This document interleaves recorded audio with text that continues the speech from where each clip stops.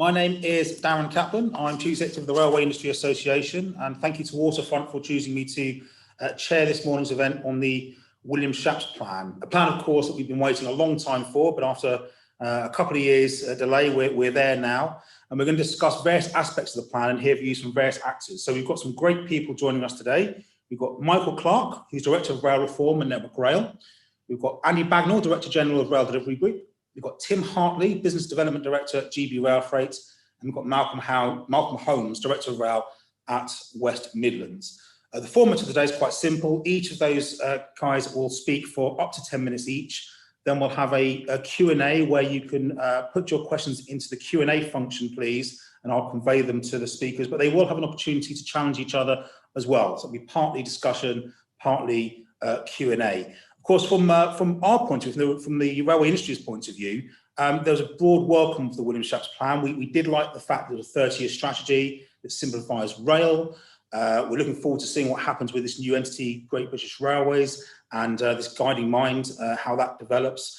And there are many aspects in it that we called for. We did call for a 30-year strategy. We called for the smoothing of boom and bust in rail infrastructure, a better balance in the train fleet between new and upgraded trains, decarbonisation, digitalisation, commitment to major rail projects, innovation and collaboration between rail organisations, and recognising rail as a key exporter. So from a rail industry point of view, there's a lot of positives and stuff in there. But of course, we must make sure from all of our point of views that we don't have a hiatus in the work that the industry needs to do whilst this plan is being developed. And I guess my final point in it would be that there's lots and lots to come. There's lots of details to be filled in. And so this discussion today will be an interesting discussion, but bearing in mind, there's more to come down the road, more consultation, more details to hear. So without further ado, we'll look forward to hearing from our speakers and do think of some questions for the Q&A function. So I'm going to hand over to Michael Clark, Director of Rail Reform from Network Rail, was a DfT Williams Review Deputy Director. So interested to hear from him how the Williams Review Plan developed and the Williams-Shapps Plan that we have now, has that achieved what was set out for in the first place? So Michael Clark, over to you. Great, thank you. Thanks, Darren. Hello, everyone, and thanks to Waterfront for the opportunity today to talk to you. Very exciting. That was a good introduction, actually, of my relevant career to the railway.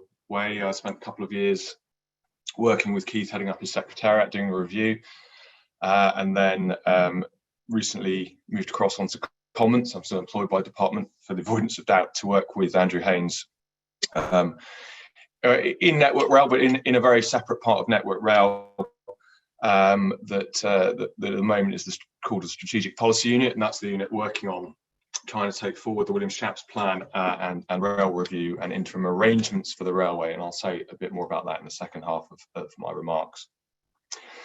It really is actually personally quite pleasing to be here. There were several times when I wasn't sure we were going to get here, and we used to do lots of talking and engagement during the review and listening, and it was then quite hard, I think, for a lot of people, including me personally, during COVID, when thinking entered a bit of an insular phase, quite understandably, but it was hard, so we were thinking rather than listening. So now it's great that the white paper's out there and we're engaging, we're talking to each other with events like this again. I think it's really important so that we can all move forward together and get this right. And actually the atmosphere reminds me quite a lot of when we started the review with Keith. It's lots of expertise in the sector coming together, quite open discussion about what it means and how people can contribute, lots of positivity, and I think a lot of consensus for change. And it was great to hear your opening remarks there, Darren, about what you got out of the review for you and your industry. And I think that's really important after a couple of hard years for all of us, and the railway in particular. I'm going to apologise because I'm going to sip and cough slightly through this presentation, which I know is not ideal, but I'm on the tail end of a cold, so please bear with me. And I fully agree with you, actually, and I think it is worth saying that the white paper seems to have landed very positively, or as positively as might be expected for such a large and significant and awaited document. That lots of people across the sector and in the wider public it seems to resonate with them. It suggests that this is roughly the right solution at roughly the right time for the industry, and that gives us hope that we can now push on and start to transform rail collectively together. and I'm hoping this experience of this webinar is not going to prove me wrong in that regard. But so firstly, from me and what I think it means, having worked in this for several years now, from the beginning of the review through to the transition to a white paper and now into implementation. I always start with the review, actually, because I think it is very much the basis of the white paper. If you go back and look at the remarks that Keith was making in the first year of the review, there's a lot of similarity you'll see with the policy that comes out in the white paper, which is really pleasing for me, having worked on it, and Keith personally, and hopefully a lot of people out there, because actually loads of the industry contributed very positively to the review, and hopefully you can see that being taken up in the final document. It's worth remembering, I think, that the review, and hence the white paper, took a comprehensive look at the railway, which I think is important. Provoked by the May 18 timetable disaster, other long-running challenges were woven into what we were looking at as well. The stubbornly increasing cost of rail, increasing challenges with franchise competitions, and the ever more minute involvement of government in decision-making were all things that were large factors in the thinking as we went through. I mentioned this as the review identified, and I think tried to build an industry consensus around 6 key problems, and those featured pleasingly in the white paper.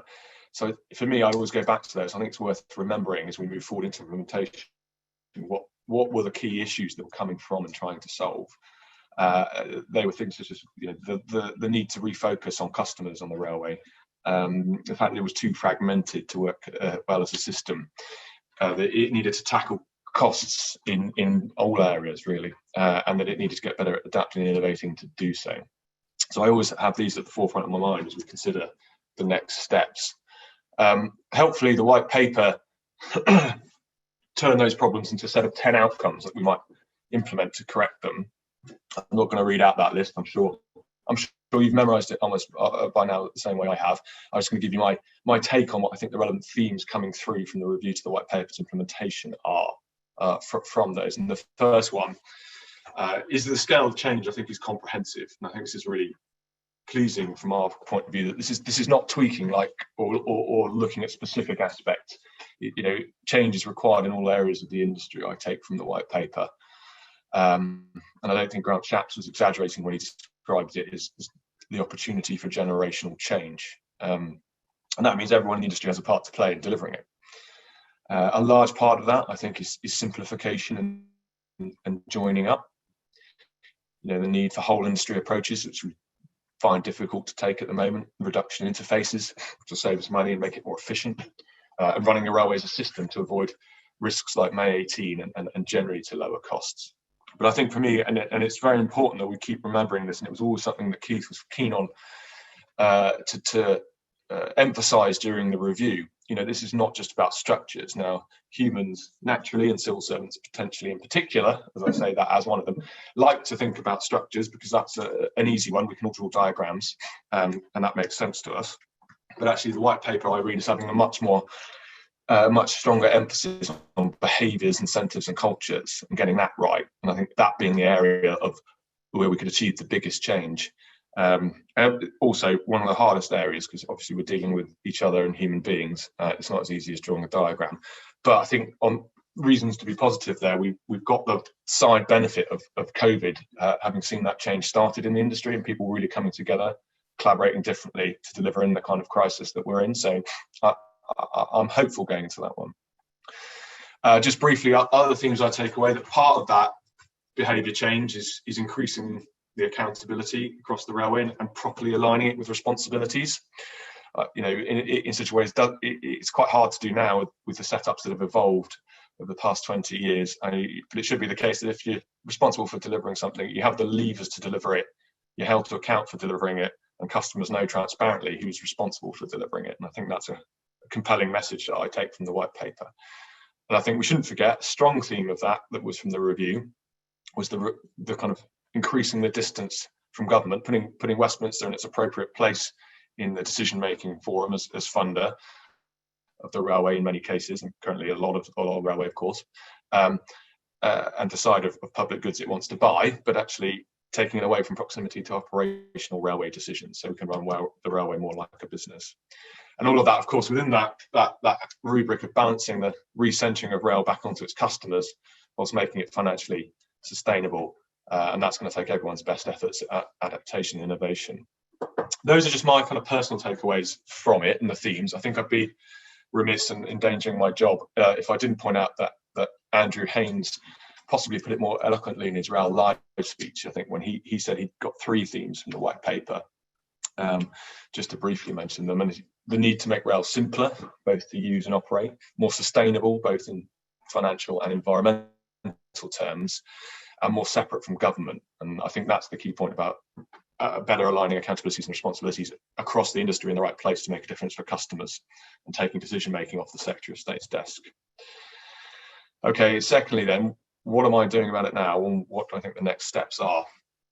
It's clear that the white paper set expectations very high for the government and customers, I think, on transformation, and that's a challenge for us. The white paper, as you said, Darren, in your intros, is high level. It's a strategic direction piece. It's not prescriptive in action in many areas or the detailed policy. So there's a lot of work for the department to do, and I expect them quickly to come out with a transformation programme for the sector, consulting on legislative changes and engaging the market on the new passenger service contracts, which is great. But a lot of that change has long lead times. It's not likely to complete until kind of early 24. So what can we pursue in the meantime? I think it's the question we should be asking ourselves, and it's an opportunity and an invitation for the industry to step up. I think, with car use back to pre-COVID levels, how can we encourage passengers back? How do we continue to push the uptick in freight customers, freight usage on the railway? And to consider, fundamentally the challenge of how do we deliver that 1.5 billion in extra efficiencies that the white paper set out is required from finances in the railway as a government support, which has been generous to date, will begin to decline soon, I'm sure. We should remember that when we're doing this in the back of our minds, that the railway is not guaranteed to exist in its current form unless it's useful, needed, and can more increasingly pay for itself. But I think there's a lot we can do to start delivering on that. No one benefits from inactivity. The direction of the white paper is clear. I think we can all start considering how we start to implement it.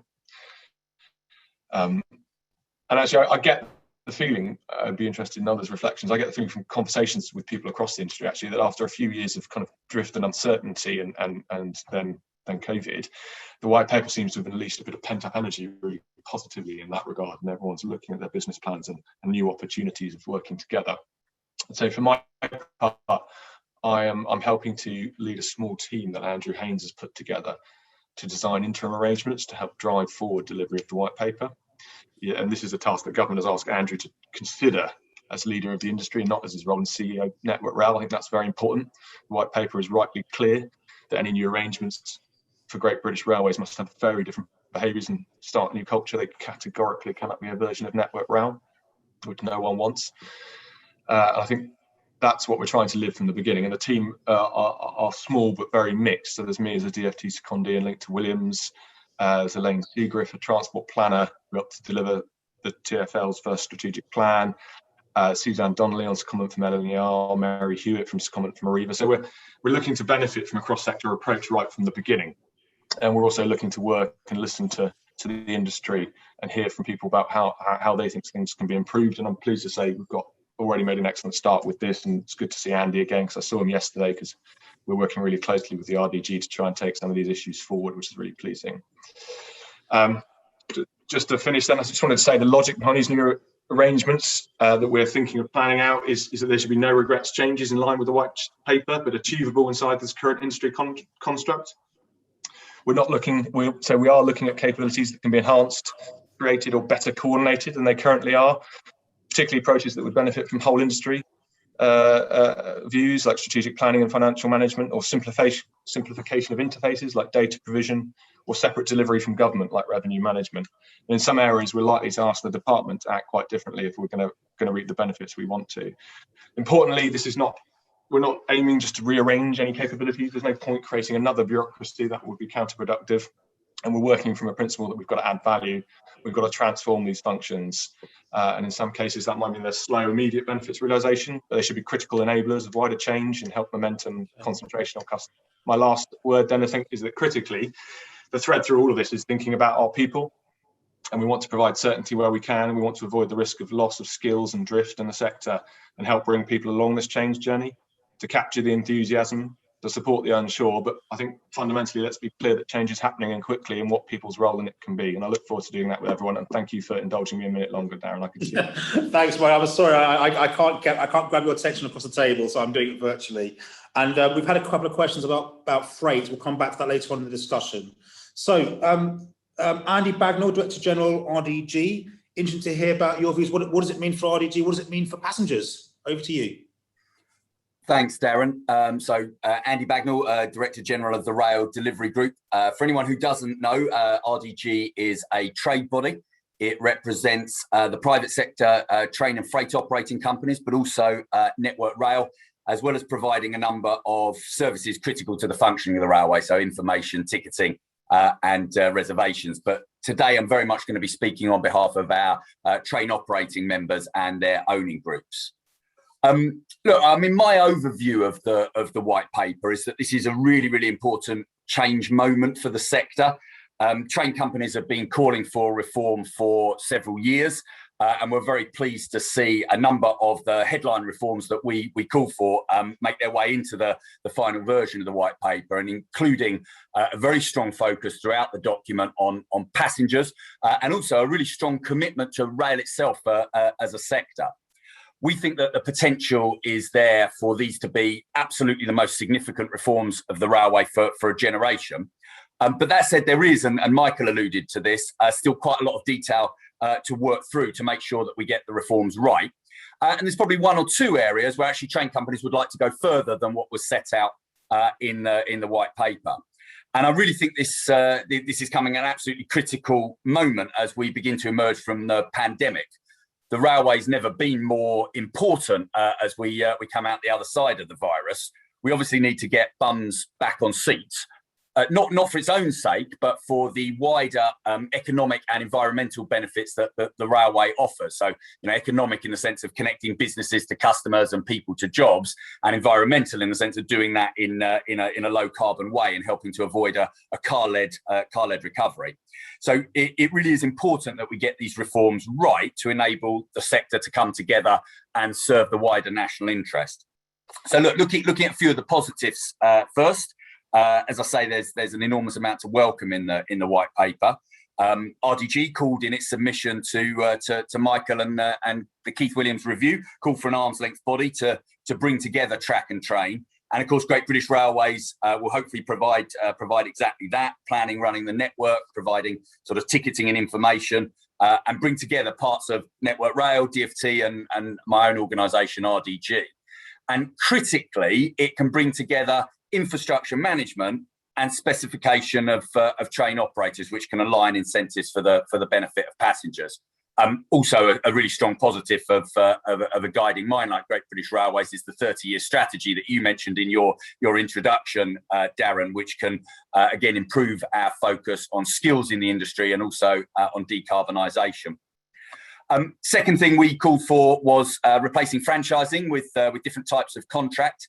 So tightly specified concessions in urban areas to make best use of limited capacity, but also in the regional and long distance markets, more outcome-based contracts where genuine market forces operate. So we were very pleased to see the explicit statement in the white paper that said the new passenger service contracts that will replace the old franchises will not be one size fits all. And the white paper explicitly calls out more commercial freedom for operators, particularly on long distance routes. We also welcome the steps in the right direction on fares. White paper pointed towards more pay-as-you-go and also to simplifying fares, ending the artificial cliff edge between sort of peak and off-peak on longer distance routes, as well as, of course, of launching flexible season tickets. So there's a lot to be welcomed in the paper. There are, though, of course, a number of areas where the white paper gave the headline, and as I say, there's considerable detail still to be worked through to ensure that the white paper really fulfills its potential. So first, the relationship of the new Great British Railways structure to other parts of the system. There's a danger of over-centralisation, which we must avoid. Michael talked about the relationship between Great British Railways and government, and we certainly believe that should be arm's length, the sort of clue in the name of an arm's length body, with ministers setting funding and priorities, but Great British Railways having a degree of autonomy to act. Part of the problems in the current system is actually blurred lines of accountability. And again, Michael alluded to the department becoming sort of over-involved, just as one example in specification. So getting that relationship between Great British Railways and the department and ministers right will be crucial. In turn, Great British Railways must be a guiding and not a controlling mind. We argued that a new arm's length body should sit above track and train and hold them both to account equally. And the danger is that the infrastructure provider and Great British Railways, as the arm's length body being fused, that the railway could become production-led, that infrastructure is prioritised over passenger and freight customers. And in that sense, GBR could mark its own homework. So to avoid that, we think it's absolutely essential that Great British Railways has a new culture, and it's not, as Andrew Haynes has said himself publicly, not Network Rail sort of 2.0. Now, the white paper, of course, explicitly calls that out, and I think it's fair to say that the operators and owning groups have a huge amount of confidence in Andrew and Peter Hendy to get this right. But culture is a tricky thing, so this clearly must be an area of focus. Second area where more details needed is around passenger service contracts. To get the best of the private sector and really focus on passengers and freight customers, operators must have the incentives and the flexibilities to respond to changing patterns of demand. Essentially, you can't specify good passenger outcomes and innovation from the centre. It's the operators who know their markets best and who are going to be able to respond to those changing patterns as a result of the pandemic. More working from home, hybrid commuting patterns, changing business travel, also an opportunity actually of growing leisure travel in terms of domestic tourism. But operators must have the flexibility and their hands on the right levers to be able to respond, to look outwards to what customers are doing and respond to that, rather than sort of inwards over their shoulder to a bureaucracy looking for permission to act. Now, if we get this right, the private sector operators working with the public sector, Great British Railways, can play a full role in driving that wider economic recovery, chasing every scrap of revenue, driving down costs, and so on. Operators, of course, in the previous system, doubled passenger numbers and can do that again with the right tools. There's probably one area where, in the white paper, where I think operators would like to move further and faster than what was set out.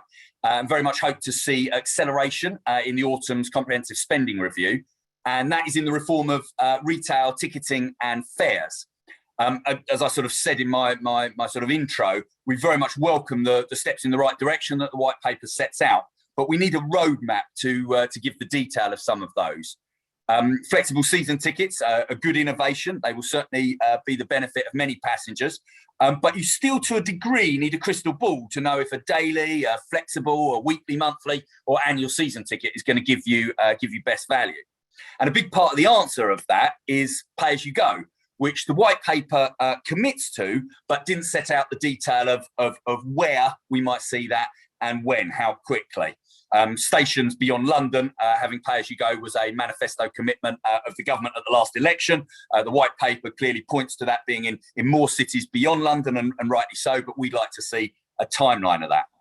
Pay-as-you-go also good for short distance markets, but on regional and long distance, the white paper is calling for simplified fares, but again, without setting out a clear pathway of how we'll achieve that. To really simplify fares means rewriting the underlying rule book, the regulatory structure, the ticketing and settlement agreement, to give what we would call single leg pricing. And it's that would really remove or enable us to remove the cliff edge between peak and off-peak and smooth prices out over the course of the day, making much better use of existing capacity, offering more comfortable journeys and with more chance of a seat. And again, moving faster in that area would help the railway play its full part in recovery. Fares reform can deliver a better passenger experience, and that's particularly important to tap into the recovery of leisure demand.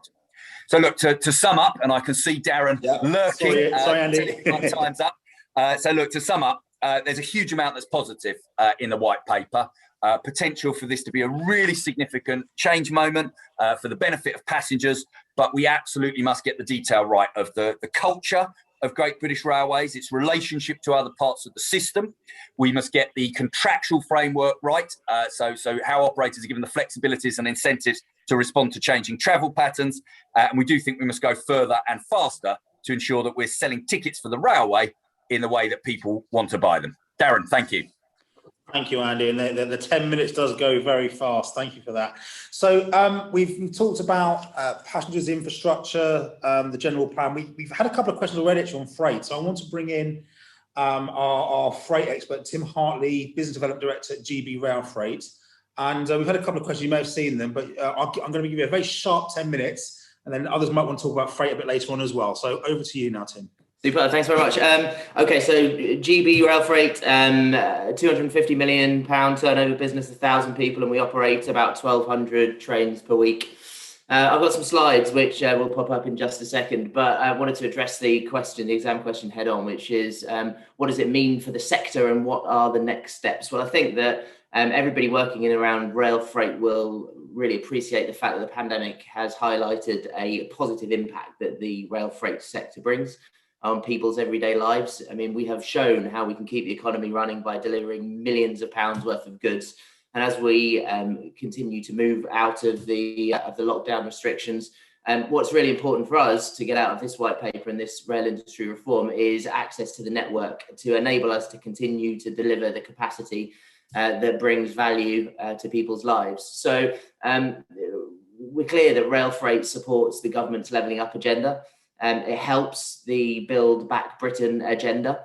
Transporting rail freight delivers real value to the economy, and a recent study that was published by Deloitte quantified that and said that we deliver about 2.45 billion of economic benefit to the UK each year, which is 1.65 billion of user benefits and 800 million of further social benefits. And so, what we have seen from the Rail Review is an acknowledgement of that. And we think that the Rail Review and the Williams-Shapps report is very much a first step in the right direction of demonstrating the value that rail freight brings. If we could move on a slide, that'd be great. Brilliant. So what does that mean for the sector? Well, the paper talks about more strategic direction for the industry. So what it will do is highlight priorities for rail freight, and it will issue funding and it will identify and articulate those priorities across each funding segment and provide a target for growth. So that will enable us to understand strategic direction. It will enable us to work with the industry to mobilize and prioritize around that strategic direction, and it will enable us all to work in a much more coordinated fashion to be able to deliver each of those priorities with a goal of growing rail freight, which we think is hugely useful and beneficial. We talk about safeguards for freight operators and new legislation, which is going to enshrine those safeguards. That will enable us to gain fair access to the network, which is absolutely critical for us to be able to deliver the growth targets that we will have agreed. And we think that it is a first step in ensuring that freight is given the same credence as passenger services.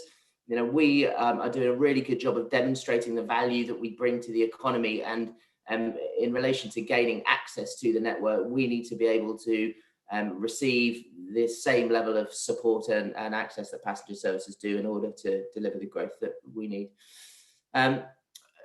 So in terms of industry investments, we need to ensure that the capacity for freight is an opportunity to grow that capacity is identified and that is supported, and that investment is made to enable us to continue to grow. So that might mean strategic freight interchanges and terminals. It might mean electrification and a series of other infrastructure dependent pieces of investment that will enable growth. For instance, in the intermodal business coming out of Felixstowe, or on a small number of pinch points in the industry where targeted support will be exponentially beneficial to us. So that's what we hope. So moving on to my final slide quickly, and hopefully under the 10 minutes of allotted time, what we would like to see. Well, what we'd like to see is acknowledgement and a recognition of the contribution that the industry makes to the economy. Secondly, we would like to continue the positive engagement that we have had with the industry, meaningful engagement with us and other freight operating companies to enable us to inform investment plans. We want to have a rail SAR. I didn't like the term SAR, I preferred evangelist, but my PR people said that we can't say rail freight evangelist, but somebody at the centre of GBR to champion rail freight. It's important that we have local contribution within the regions and routes, but it's also important that we have an individual who is a force for good for rail freight, advocating rail freight at the centre of the industry too. But if it ain't broke, don't fix it. We have grown from 21 years ago, an absolute startup to the £225 million business that we are now. The whole industry has grown in terms of the value that it brings. We have been able to get fair and transparent performance regime, and that has enabled us to make the investment decisions that we as private sector operators have in growing our business. So let's not throw the baby out with the bathwater there. What else would we like to see? Decarbonisation is critically important to us. We are investing in helping the government to meet its decarbonisation challenges. The value that rail freight brings in bringing 8,000 lorries off the road is clear for everyone to see. Enabling that modal shift away from road and onto rail will enable government to deliver its decarbonisation agendas. So continue to incentivise that. Help investment through infill electrification and the other schemes that we had. And continue to work with us to enable us to do good by moving goods. And I hand back my time. Thank you very much, Tim. You come in a couple of minutes early, so well done on that. Thank you. And you turn your camera off, and we'll come back to you with some questions a bit later on. So finally, we've got Malcolm Holmes, Director of Rail Transport for West Midlands. Now, so far the discussion has been very much about kind of a national system, whether we're talking about passengers, freight, but a lot of Williams is about, in a way, it's according with the Network Rail original plan to devolve. So looking at the nations, looking at the regions. So interested, Malcolm, to hear, what does the Williams-Shapps Plan mean for you as a regional representative? I'm interested to hear your thoughts. Thank you. Well, thank you very much, Darren, and good morning. And thanks, first of all, to Waterfront for the opportunity to speak today. It's great to have the opportunity to share my thoughts and my views. As Darren said, I'm Director of Rail for Transport for West Midlands, but also Executive Director of West Midlands Rail Executive, and it's in both of those capacities that I'm speaking today. And just pinching Tim's words from a few moments ago, I like to think of myself as the local rail evangelist for the West Midlands.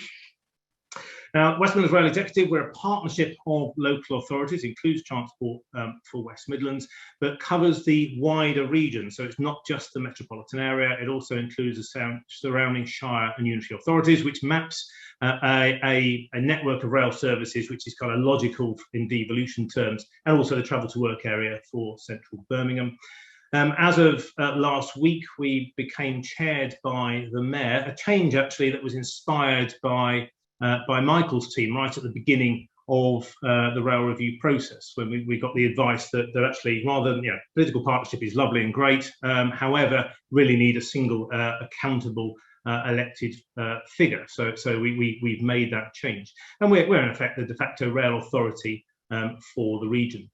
The key stuff that we do is, importantly to this discussion, is we've been in partnership with the DFT for some years now in relation to the West Midlands Trains franchise. We were partnering during the specification phase and procurement, and then since it was launched in 2017, we've been hand in glove with the DFT in managing the West Midlands business unit element of that franchise. We have a big role with strategy, and we own the West Midlands Rail Investment Strategy, which is a 10, 20, 30-year look into the future rail capacity and train service needs for the region, and also freight as well, of course.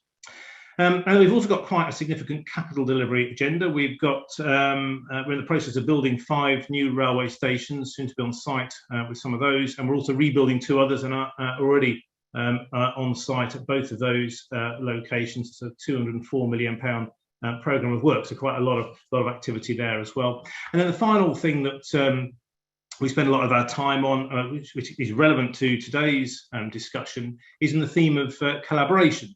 And I consider most of my work actually to be in that area. And most notably, we've got the Ground Railway collaboration in the West Midlands, which is independently chaired.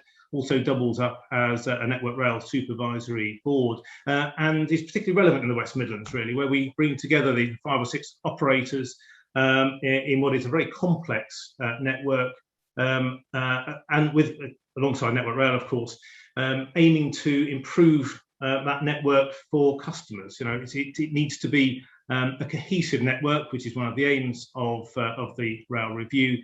And we've got some particular successes in timetabling post-COVID, with some optimisation going on there, seeking to balance performance, costs to the exchequer, and the needs of the customer, and also some great work around New Street Station, which is used by 44 million people a year, or at least was before COVID, and trying to improve the customer offer there. And Michael earlier spoke about the need for behaviour change, and this is an example where shifting that mindset in the industry is so very important. It's extremely challenging as well. I'm not going to pretend it's easy, but certainly very worthwhile.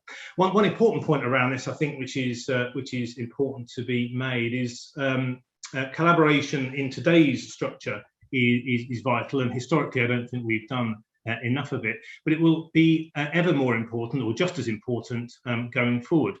In the 180-year history of our railway, we've spent a lot of that time reorganising ourselves, trying to find just the right way to manage the railway. And it doesn't matter what structure we have, because of the scale and complexity of it, there will always be a need to manage interfaces, and that's where collaboration becomes really important. Our mayor's got a very ambitious rail agenda. As you've seen his manifesto from the election in May, it gives me a lot of new stations he wants to build, bringing citizens in the region closer to the rail network. And there is a real need for the rail network, the rail industry, to be able to respond to local, regional needs on behalf of its citizens, and of course the economy of the region. So the plan for rail, the Williams-Shapps review. Well, as has already been said, the most significant change to the rail industry in quarter of a century. And I'm not going to summarise what's in the review. I think that's been effectively done by Michael and by Andy. I think when we talk about local influence and local control, it's important to be clear about what we mean about devolution. It gets confused now, I think, with devolution in rail industry terms, as we've seen growingly effectively within Network Rail, and I think will be a huge feature of GBR. But what I'm talking about here, of course, is local accountability, as we've seen in London, in Scotland, in Wales, and on Merseyside, where that works really effectively. And positively, of course, that is protected within the Plan for Rail, which is really good news.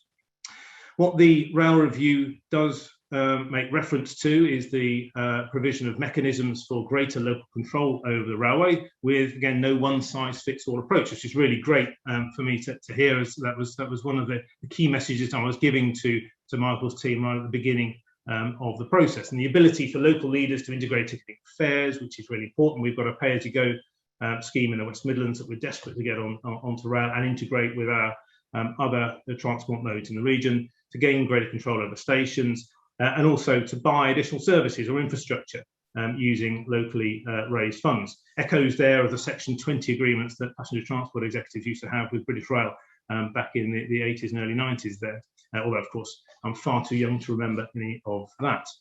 But there's a lot of detail missing. I think what I'm really keen when the white paper comes out to have many of these gaps filled in. You know, what will the exact role of a body like West Midlands Rail Executive be in those joint governance arrangements that the rail review refers to, in providing that clear accountability locally, where those sort of arrangements are appropriate. And for the West Midlands, I think absolutely we should be up there, sort of front in the queue for those additional arrangements. How will the new passenger services contracts work in practice, and how will they respond to local needs, local requirements, and the needs of our local citizens and our politicians? There are some positive proposals in the rail review toward devolving funding and decision making to the right levels within GBR, which is really, really good. So what we've got coming together here, I like to think optimistically, is the control within GBR being brought to a local level. But we need to really map that together with the opportunity for local democratic oversight of that. And I think that's probably where that comes together is the key bit of detail that needs to be filled for me, and whether actually that will go far enough to meet our aspirations. There's talk in the review really encouragingly of a pilot of an integrated local team to be undertaken as a priority. And I think that in the West Midlands we should be well placed to press for that pilot to be undertaken here, building on the success that we've had with our Grand Railway collaboration and our solid relationship with government over the last few years, and pull together that shadow GBR local team with us, with Network Rail, with train operators and the DfT. And Michael spoke earlier, of course, about interim arrangements. So I think maybe I'll pick up the phone to Michael and start discussing how this might work here. And then my final comment on the review, I think I really welcome the branding position and a national brand for rail. I think that's fantastic from a passenger perspective. In the West Midlands, we've got the West Midlands Railway brand, which is not a top brand. That's one that we own. It's our brand and part of a local integrated transport system. So the bus network, the tram network, all have a similar unrelated brand, all part of the same family. So we want to retain our local brand here, but absolutely delighted to incorporate GBR within that, so that the rail network feels part of a wider network. So I think in summary, we've got a really strong appetite across the industry and locally for some radical change in the industry. What was published back on the 20th of May is a fantastic start, I think. But we just need to make sure that what's actually delivered and the pace of that change meet the very high expectation that have now been created. There's a need, I think, for much more clarity, particularly and selfishly for me, around what it means for local democratic accountability and how we get that right and integrating effectively with GBR. But fantastic if we can get decisions made close to the passenger, and genuinely close to the passenger, not just in the regional division of a large organisation. Darren, I'll leave it there. Back to you. Okay, thank you very much, Malcolm. Can everyone, all the panelists, bring up their screens now so we can see everyone? That's it, great. So there's been a number of questions and we've got about 18 minutes left. So I'm going to try and get through them as quickly as we can. A couple of them are directed at panelists and the others I'm going to try and bring open. Michael, there's a particular question here about what will be the timetable for GBR to come into existence? And I mean, maybe others may have thoughts on this. So what's the timetable? And the questions, this is from Michael, about taking back ownership of stations and car parks currently tied up in lease arrangements with TOCs. And the comment is from Tim Shaw, MD of Sun Regeneration, taking back control of, for instance, station leases means it should be that much more straightforward to deliver regeneration, which is what they do at Solom. So, Michael, if you pick up that point, and I've got a couple of questions I want to throw open to the panel. What's your thoughts on that? Thanks. So I think it will require legislation before Great British Railways can start functioning. So that kind of sets the timetable for when the body can come into existence. I think there are quite strict rules as well about when it can operate in shadow form, and that again is tied to a certain part of the passage of legislation. So I don't expect on current timelines, but these are for the department to enact, not me, that the Great British Railways will be operational anytime before early 24, I think. 24. Okay, so to the panel, and anyone, there's a couple of questions here. What do you think are going to be the biggest wins for the industry in relation to cost savings? And then a second question, that was by Karen Williams. And then a second question, I haven't got the name who asked it. Is there a danger that the 2 years or so before GBR is planned to come to being, it will give an excuse for officialdom, and that's the government, the DfT and the Treasury, to prevaricate on taking essential decisions? So, for example, a rolling program of electrification. What are the panelists' thoughts on that? And just come in, and then I'll bring others in if you can't muscle your way into the conversation. Who wants to go first with that one? I'll have a go, Darren. Why not? I'll try and be quick and let others come in. So look, in terms of sort of cost reductions, clearly the huge drop in passenger numbers absolutely unprecedented. I think the lowest level since the records began, I think it was 1872, I saw recently. So huge challenge in terms of that collapse in revenue. One thing we obviously need to do is drive revenue back up as quickly as possible, but clearly there are going to be some tough choices on the cost side. In terms of the question, what could be a big win? Actually, I think there are some areas where we can both reduce cost, but at the same time, enhance the customer experience. So greater use of sort of digitalization in terms of ticketing and the retail experience is an area where actually we may be able to both reduce costs, lower the sort of cost of individual sale, but actually do that in a way that enhances the experience of the passenger on the railway. And of course, that's the best way to actually protect ourselves as a sector and employment in the sector, is to ensure that we're giving passengers what they want and attracting them back to the railway as quickly as possible. Just on the other question then, while I've got the floor, in terms of the delay, I very much hope not. Certainly at RDG, we'll keep sort of banging the drum. In terms of electrification, clearly a 30-year strategy that the white paper sets out, which is already underway through the whole industry strategic plan, and I'm sure will sort of transfer seamlessly over to Great British Railways at the right point. That sort of 30-year strategy really needs to drive forward further decarbonisation of the railway. Clearly, we're a low carbon form of transport. You know, 1 in 10 journeys, but only 1% of transport emissions. But we can't rest on our laurels. So taking forward the transport decarbonisation network strategy that Network Rail published recently, not just on electrification, but also where that's not appropriate, you know, hydrogen chains, battery technology, etc. I think it's really, really critical. So I hope not is the answer to the second question. Okay. Anyone else? To your first point, and I think that we need to help the rail industry to become more efficient by using the infrastructure in the most effective way. And actually, rail freight has got a huge role to play in that. You know, ensuring that our freight trains that deliver huge benefit to the society and to the economy are able to gain access to the networks in favour of passenger services, underutilised passenger services that are there because they've always been there. You know, allow us to make an economic and social case for why freight should take priority, would be my answer to the first question. Okay, thank you. Malcolm, you want to come in? Yeah, on the cost point, I think part of the answer is around timetables, which Tim was just alluding to. Making room for freight is absolutely vital and key for the economy generally, but also the cost efficiency of the industry. Some of the work we've been doing in the West Midlands, I alluded to earlier, across operators and with Network Rail, is seeking to remove duplication. And one of the advantages of not having the franchise agreements operating in the way that they were previously designed means that we're able to do things a bit more innovative with which operators serve where. Now, the early days of doing that, but I think if we can continue to take an operator agnostic approach to who operates what, we can certainly see some cost efficiencies coming through there.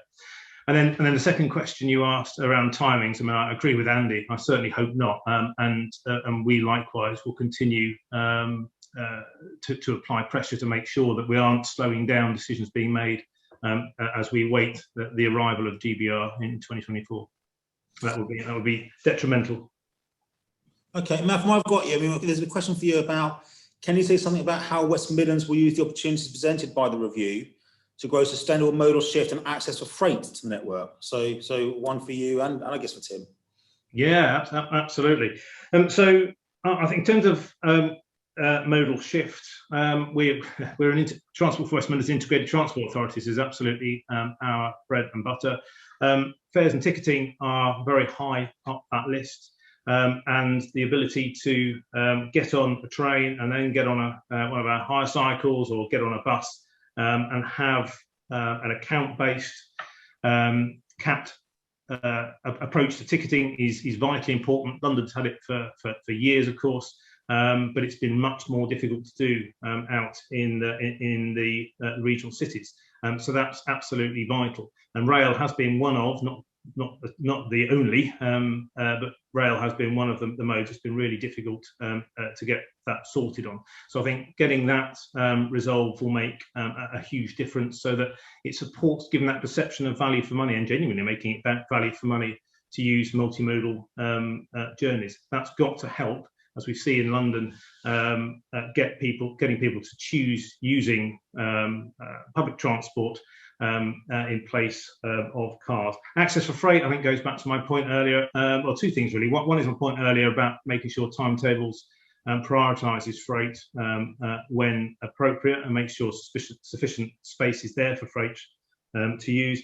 But the other is thinking innovatively about how we can use passenger trains to carry freight. I remember when I first started working on the railway as a guard, carrying Red Star parcels around. That disappeared, of course, and I think we're due a renaissance in some of that, some of the smaller carrying of freight on our trains using off-peak available space, combined with innovative hubs that exist in our cities to then move goods around in a low carbon way within our towns and city centres. I think the railway's got a huge role it can play in there, so I see that as a big opportunity as well for the movement of freight in the future. Okay, I mean, Tim, there's some freight stuff coming later on as well, so there's been a lot of questions on that. So one for, I guess, Andy and Michael, from Michael Sass. Williams-Shapps implies that there may still be large numbers of independent passenger train operating companies, primarily in the private sector, and therefore with commercial interests protect. How far is this consistent with the stated aim of driving out inefficiency, conflicts of interest, litigation? Can I go first on that one? Because then Andy can either agree or contradict me, which will be fine. But I'm going to first do what you told us to do and jump in, Darren, at first. I'm going to, if I can, to say I think Malcolm's point about intermodality is really quite important, and one that we shouldn't lose sight of, actually, which historically we're not that good at in the UK, certainly speaking from joining up at government, but actually it hits at both getting the passengers back and giving them what they want, better retail that Andy was talking about, and end-to-end journeys, and making rail more attractive. And I think it also hits at wider efficiencies. And I think we've got to get used to the answer not necessarily always being rail and just thinking in rail, so that the overall kind of transport finances can be improved. And that then comes back to kind of the 30-year strategy and proper planning. So I think that's a really important point that was raised. I just wanted to capture that. On the question you asked me, I don't think there is an inconsistency. I think the white paper is trying to overcome inconsistencies that crept into the way that was operating. And I think what it's saying is actually there's big roles for both the public and the private sector to work together to bring their relative skills. Yeah, we want to move bits of the railway to thinking more as a system with the guiding mind. And a couple of the previous answers I've been thinking, yeah, that goes to, what is the best use of the railway in certain circumstances? So if the government and passengers set priorities and customers, what is the best use for that series of routes? Is it a freight path here or there? Is it faster customer trains? Is it local customer trains? And there's a lot of planning to be done there and joining up, but that we can help make those trade-offs as a system. And then within that framework, I think private sector operators can bring their skills and talents to really capture the markets and really drive forward to get new customers. So it's a lot to be done there, and it's a tricky combination, but it was ever thus in rail. So I think what Williams-Shapps is doing is trying to say we're moving the dial slightly on where that's worked before to try and get that alignment of proper skills, accountabilities and responsibilities. Okay, thank you. To jump in, I broadly agree with that, what Michael said. Disappointingly, it would be good to have some disagreement, wouldn't it? But actually, I do broadly agree. We had a public-private partnership before. I think everybody accepted that the balance, some of the way the parts of the system interacting wasn't working, accountabilities have been blurred. And what the plan for rail does is offer the potential for a revised sort of public-private partnership, getting the balance right. And it's having the Great British Railway sort of guiding mind, doing the bit that Michael's question implies around avoiding sort of unnecessary duplication or inefficiency, but at the same time providing space within a decentralized system to actually get the best out of the private sector in the system. You need a degree of competition, and you need the right commercial incentives in the contract to actually drive innovation in the system. Otherwise, you get that very sort of ossified, kind of rigid structure, centrally controlled. And it's what I sort of alluded to in my first sort of contribution, that ends up with the bit of the system that's trying to interface with the passenger and the freight customer, responding to customers' needs. Instead of looking outwards to them, it's sort of looking inwards for permission to act. So you've got to get the balance right in the system between that guiding mind and then operators competing with each other, innovating, trying to deliver for the passenger, and having the flexibilities and the incentives within the system in order to do that. Thank you. Freight question here for Tim. Well, I've had two or three. I'm going to lump them together from Nina Smith and John Trenchard, and an anonymous one as well. I mean, the nub of it is, does the white paper, or will the white paper, say enough about the future of rail freight and its benefits to the UK economy? And should there be a bold, specific target for modal shift from road freight to rail as part of the net zero plan? So in answer to the first question, don't know yet. Directionally, it's positive, and we're engaging with all stakeholders to ensure that the promise of the white paper is ultimately delivered. Secondly, a question around modal shift, I think, is a really important one. Freight delivers a huge number of benefits from the relief of congestion, environmental benefits, improved safety, improved reliability. Critically, it also enables trucks to operate more efficiently, because if they're not doing the primary logistics bit, if rail does that, then they can do the last mile, which actually is uneconomic and impossible to do by rail. So it creates, to Michael's point, a more sustainable and integrated transportation solution. To answer an earlier question as well, what do we need? We need long-term strategic vision around planning, for instance, to ensure that all new inland intermodal terminals are rail connected, and that there is a sufficient network availability to be able to support the increased volume that those terminals will create. So we have to think about rail freight first, and have to think about it in a systemic fashion, and for it not just to be an investment add-on to a network that supports passenger operations. Okay, so final question, the infrastructure one for the panelists from Paul Cartwright, that the nub of it is about major projects. The government's put great efforts on things like Crossrail and HS2, and there's a question, I suppose, about the slow pace of change in infrastructure. But will this plan in any way affect our ability to deliver these infrastructure projects? Is there a risk of hiatus with as the Williams-Shapps plans go through, these major projects not coming on stream or not going forward at the pace they need to go at? Who wants to take that one? Go on, Michael. I can't speak for the government, but I wouldn't. Hiatus, Michael. I wouldn't have expected Williams-Shapps to be the challenge for those projects going faster or slower. They are separate projects to the Williams-Shapps and how we're handling it, and they come together in the department. So I do think there's a bit more, or there will be certainly an increasing need to work together when we get to the concept of operations and how those projects are integrated into the network as is at the moment. I think that's where there's an important role to join up the Williams-Shapps planning and where projects like HS2 are going, certainly. But in terms of the build, then I don't see that there's any risk of distraction. Andy, will it affect existing plans? I won't comment specifically on infrastructure. I think there is a danger with any reform process of this scale that it detracts from the day job, and I think that is something that we collectively have to ensure doesn't happen. Clearly, we need to work through this generational scale change, but we must do that at the same time as ensuring, as we come out the other side of the coronavirus pandemic, that we're focused absolutely intently and relentlessly on recovery and bringing people back to the railway. So I think that's a challenge, not just on the infrastructure point, but right across the piece, and it's one that we must rise to. Okay. And Malcolm, final word to you. I mean, do you see this as helping West Midlands develop its rail infrastructure, or could it actually get in the way if we're not careful, if we don't get to do it right? I think when it comes to infrastructure, I think Andy and Michael are absolutely right. I don't think it's directly related necessarily, but there's always the risk when reform happens that it's an opportunity not to make decisions and for everything to stand still. I think the bigger risk around infrastructure is actually COVID and the country's finances and the ability of the Exchequer to fund new infrastructure work. So I think that's probably the biggest challenge we're going to have, and how we prioritise what infrastructure investment we're going to be looking or wanting to have in CP7 and beyond. Okay.